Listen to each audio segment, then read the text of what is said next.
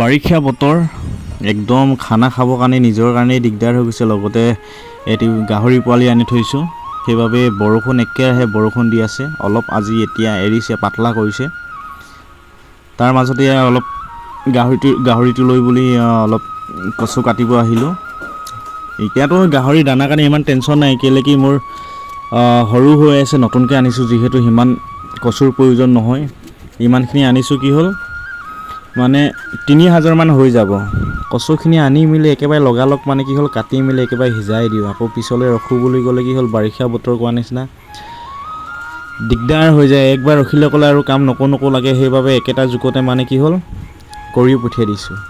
আৰু নহ'লে আকৌ পিছলৈ কি হ'ল একবাৰ থাকি যায় মানে ক'লে থাকিয়ে যায়। সেইবাবে কচুখিনি কাটি মেলি এবাৰ বনালোঁ, বনাই কিনে লগতে আকৌ দানাটো দি দিওঁ। আকৌ আজি যিহেতু 2 তাৰিখ কণ্ট্ৰলৰ চাউল আহিলে, চাউলো আনিব লাগে। বৰষুণো বহুত, এতিয়া খন্তেক বতৰটো ভাল কৰিছে, সেইবাবে লৈ আহোঁ বুলি ভাবিছোঁ। কাপোৰখন আকৌ ৰ'দত দিছিলোঁহে, ৰ'দটো এয়া নাই, খন্তেক ৰ'দত দিছিলোঁহে একেৰাহে বৰষুণ যিহেতু। তাৰ পাছত এয়া চাউলখিনি আনিবলৈ বুলি ওলালোঁ। 3 মাহৰ নে কি একেবাৰে দিছে বুলি কোৱা নিছোঁ, সেইবাবে 2খন চাইকেল লৈ আহিলোঁ। 2খন চাইকেল এফালে ভাগিন পোৱালিটো দুটাই আহি আছোঁ।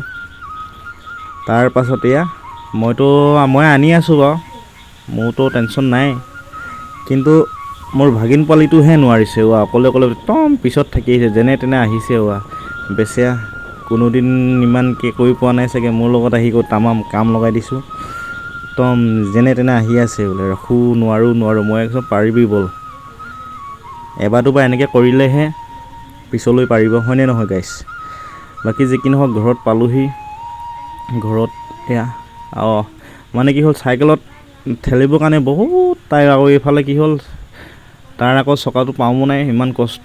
আৰু এইফালে বোকা নতুনকৈ জব কাট ৰাস্তা তুলি আছে, মানে বৰষুণৰ পৰা বোকা হৈ গৈছে, ঠেলিবৰ কাৰণে বহুত দিগদাৰ হৈ গৈছে।